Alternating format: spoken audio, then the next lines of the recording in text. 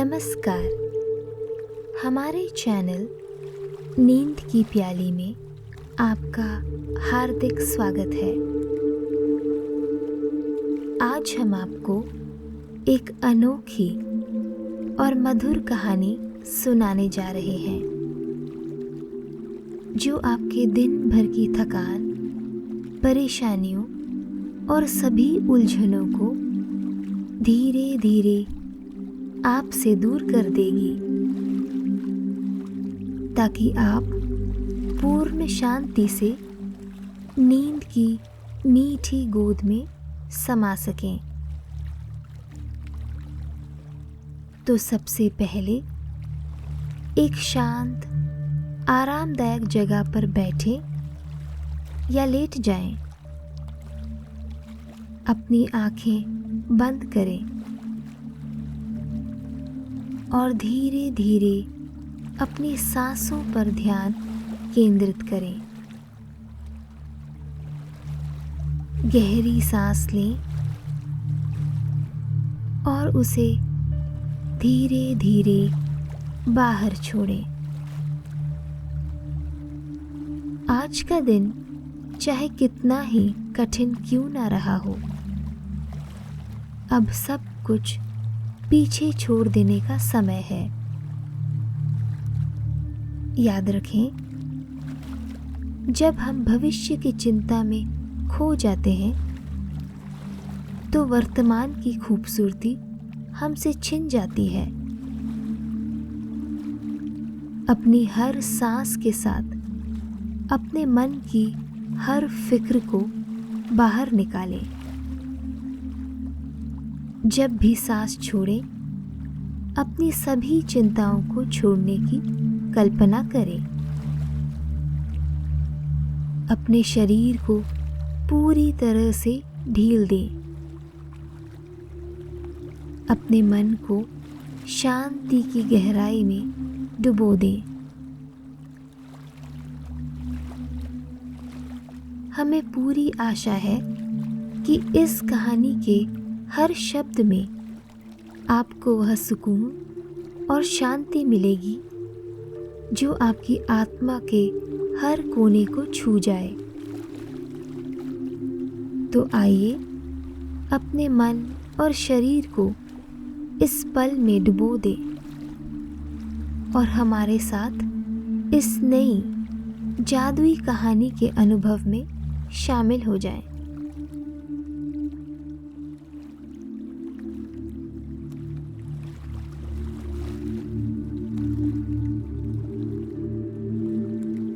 बहुत समय पहले की बात है।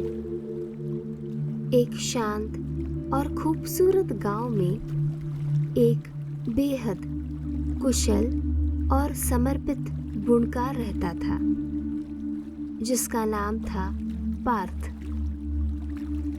उसकी बुनाई में एक विशेष प्रकार का जादू था, एक ऐसी कला जो हर धागे में उसकी आत्मा और भावनाओं को पिरो देती थी। जब वह अपने चरखे पर धागों को लपेटता तो मानो हर धागे के साथ प्रकृति की सुंदरता की गहराई उसकी बुनाई में शामिल हो जाती। उसकी साड़ियाँ सिर्फ वस्त्र नहीं थी, वे जीवंत चित्रकला का स्वरूप थी। उनकी खूबसूरती और कोमलता ऐसी थी मानो उनमें जन्नत की किसी सुंदर बगिया की झलक हो। हर साड़ी में रंगों और धागों का ऐसा सजीव मिलन होता कि देखने वाले को लगता जैसे वह किसी कहानी को अपने आंचल में समेटे हुए है। पार्थ की कला की चर्चा सिर्फ उसके गांव में ही नहीं थी, बल्कि आसपास के कई गांवों और नगरों में भी थी। लोग दूर दूर से उसकी साड़ियों को देखने और खरीदने आते थे। उसकी साड़ियों का नाम इतना प्रसिद्ध था कि कई बार राज्य के बड़े नगरों से भी व्यापारी उसकी साड़ियां खरीदने आते थे।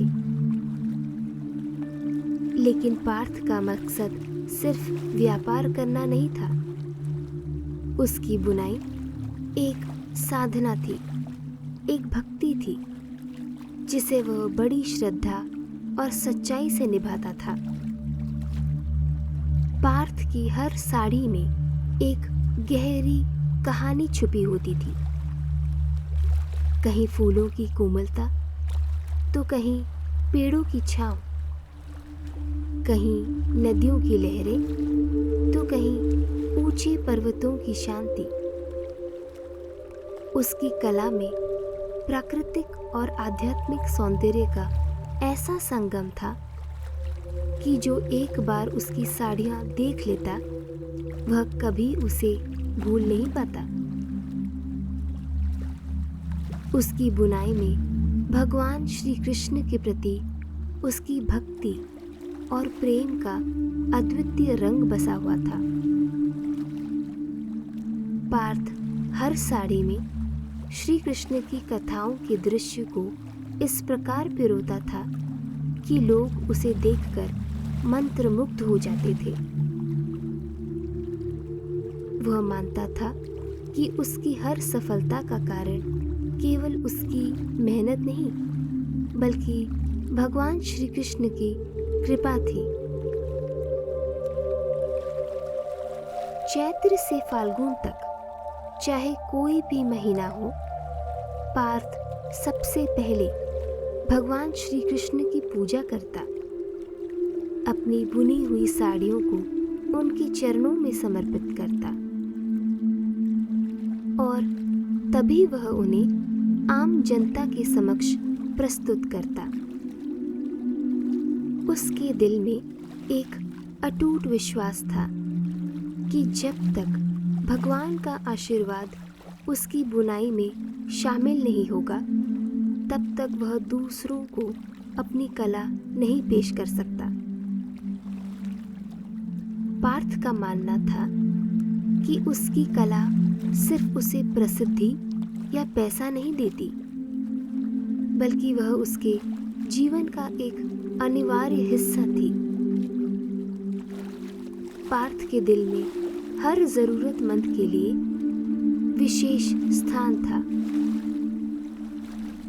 उसने एक छोटा सा समूह बना लिया था जो वृद्ध, विकलांग और जरूरतमंद लोगों से भरा हुआ था। ऐसे लोग जिन्हें कहीं और काम मिलने की उम्मीद भी नहीं थी। ये सभी पार्थ को सिर्फ मालिक नहीं, बल्कि एक मसीहा मानते थे। वह उन्हें सिर्फ रोजगार ही नहीं, बल्कि आत्मसम्मान और स्नेह भी देते थे। इस छोटे से परिवार में एक अनोखी खुशी, विश्वास और अपनापन था। फिर एक दिन अचानक राजमहल के एक राजसेवक ने आकर सूचना दी कि रानी सेजल ने जन्माष्टमी के अवसर पर 1000 साड़ियों का विशेष आदेश दिया है। यह खबर सुनकर पार्थ और उसके साथी खुशी से झूम उठे। उनके लिए यह एक महत्वपूर्ण अवसर था, रानी के उत्सव के लिए अपनी कला को समर्पित करने का अवसर। लेकिन एक कठिनाई थी। रानी ने आदेश दिया था कि साड़ियां जन्माष्टमी से पहले पहुंचनी चाहिए। अपनी भक्ति के कारण पार्थ तब तक अपनी बुनी हुई साड़ियों को बेचने के लिए प्रस्तुत नहीं करते जब तक कि उन्हें भगवान श्री कृष्ण की चरणों में अर्पित नहीं कर लेते। जन्माष्टमी से पहले वे रानी सेजल को साड़ियां प्रस्तुत नहीं कर पाएंगे। जब उसने यह बात राजसेवक से कही तो वह नाराज हो गया और तुरंत उसे रानी के दरबार में हाजिर होने का आदेश दे दिया। दरबार में पहुंचते ही पार्थ ने रानी के सामने हाथ जोड़कर अपनी भक्ति की बात कही। उसकी आवाज में दृढ़ता थी और दिल में सच्चाई। उसने रानी से निवेदन किया, रानी साहिबा, मेरे लिए भगवान श्री कृष्ण का आशीर्वाद सबसे पहले है। उनकी पूजा और कृपा के बिना मैं अपने काम को पूरा नहीं मानता। कृपया मुझे कुछ और समय दें ताकि मैं उनकी पूजा कर उनका आशीर्वाद लेकर ही ये साड़ियाँ आपको समर्पित कर सकूं। रानी ने उसकी बात ध्यान से सुनी और थोड़ी सोच विचार के बाद कहा, मैं तुम्हारी भक्ति का सम्मान करती हूँ, लेकिन इस आदेश में देरी न हो। यदि किसी कारण से देरी हुई तो तुम्हें इसका परिणाम भुगतना पड़ेगा। पार्थ ने वादा किया कि वह हर संभव कोशिश करेगा और अपना काम समय पर पूरा करेगा। पार्थ और उसके साथियों ने दिन रात मेहनत कर हर साड़ी को प्यार और लगन से बुना। उन्होंने हर साड़ी में भगवान कृष्ण के प्रति अपने असीम प्रेम को उकेरा। उन्होंने भगवान श्री कृष्ण के प्रति अपनी असीम भक्ति और श्रद्धा को भी संजोया। हर धागे में उनकी भावनाएं और हर रंग में उनकी श्रद्धा प्रतिबिंबित हो रही थी। जन्माष्टमी के पावन दिन पर पार्थ ने हर्ष और उल्लास के साथ भगवान श्री कृष्ण की पूजा की। उनके लिए यह केवल पूजा नहीं, बल्कि अपने आराध्य के प्रति अपनी कृतज्ञता व्यक्त करने का अवसर था। जब साड़ियाँ भगवान के चरणों में रखी गईं, तो वह पल उनके लिए अत्यंत भावुक और अविस्मरणीय था। ऐसा लगा मानो उनकी सारी मेहनत को एक अनोखा सार्थकता मिल गई हो। उन्होंने भगवान से प्रार्थना की कि इन साड़ियों में उनका आशीर्वाद समाहित हो और उनकी भक्ति का यह स्वरूप लोगों तक पहुंचे। पूजा के बाद पार्थ और उसके दो साथी साड़ियों को बैलगाड़ी में लादकर महल की ओर निकल पड़े। कुछ दूर चलते ही अचानक जोरदार बारिश शुरू हो गई। चलते चलते वे एक नदी के किनारे आ पहुंचे, जिसे उन्हें पार करना था। वह नदी, जिसका प्रवाह हमेशा शांत और सहज होता था, अब बारिश की वजह से लहरों से हलचल मचा रही थी। पार्थ का दिल तेजी से धड़कने लगा, लेकिन तभी पार्थ को रानी सेजल को दिया हुआ अपना वचन याद आया और उस वचन की ताकत ने उसे नदी पार करने का साहस दिया। कुछ दूर तक बैलगाड़ी चलती रही, लेकिन अंत तक आते आते पार्थ की लाख कोशिशों के बावजूद पानी का तेज बहाव साड़ियों तक पहुंच ही गया और वे भीगने लगी। पार्थ के सामने उसकी महीनों की मेहनत और कला मानो पानी में बहती हुई दिखाई देने लगी। उसकी आंखों में आंसू भर आए, परंतु उसने भगवान का नाम लेकर इस यात्रा को जारी रखने का निश्चय किया। बाकी का सफ़र पार्थ ने चुपचाप और भारी मन से बिताया।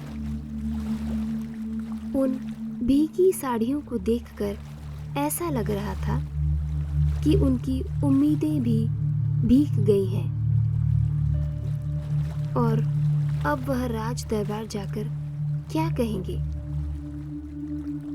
यह सोचकर वह चिंतित थे।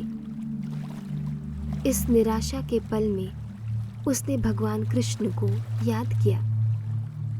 महल पहुंचते ही पार्थ ने भारी मन से साड़ियां उतारनी शुरू की।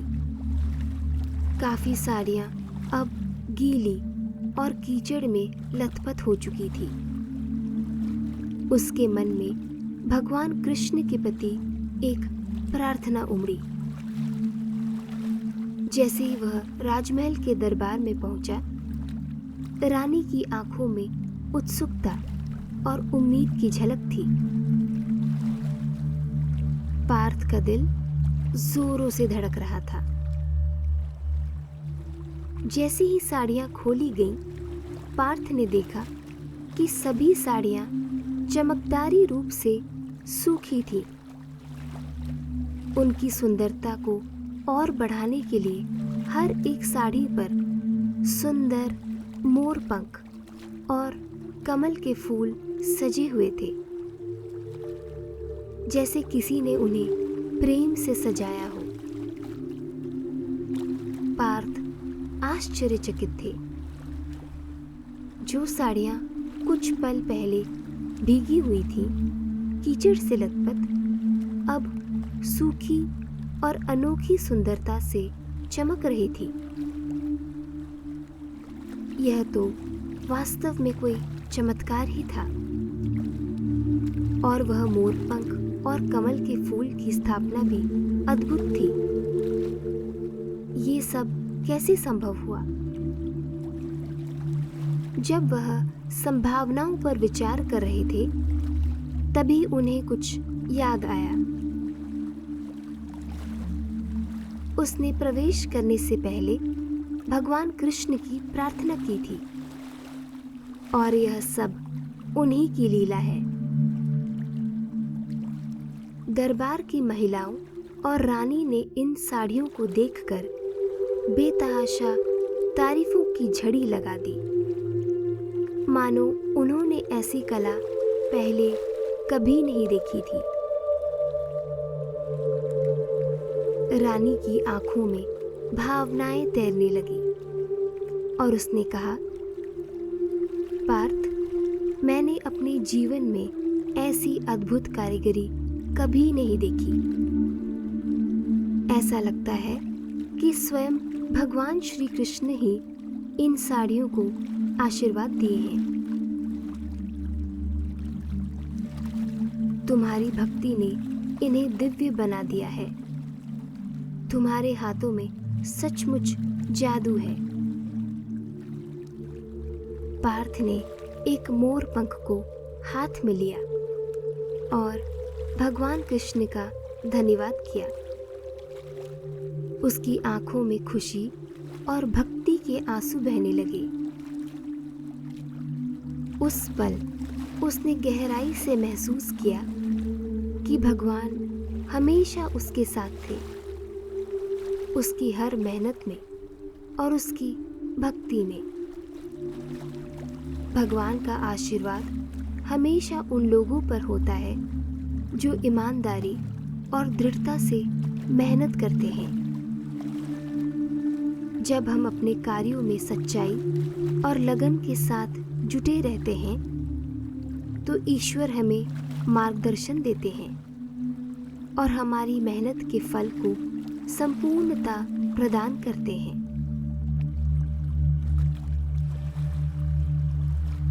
इस कहानी के समाप्त होने पर हम आशा करते हैं कि आप विश्राम की उस गहराई में उतर चुके होंगे जहाँ केवल शांति और सुकून का एहसास है। धीरे धीरे इस कहानी को अपने हृदय में समेटे हुए स्वयं को मीठी नींद की गोद में सौंप दें, जहाँ हर चिंतन, हर थकान विलीन हो जाए और बस एक गहरी मधुर निद्रा के स्पर्श का एहसास हो।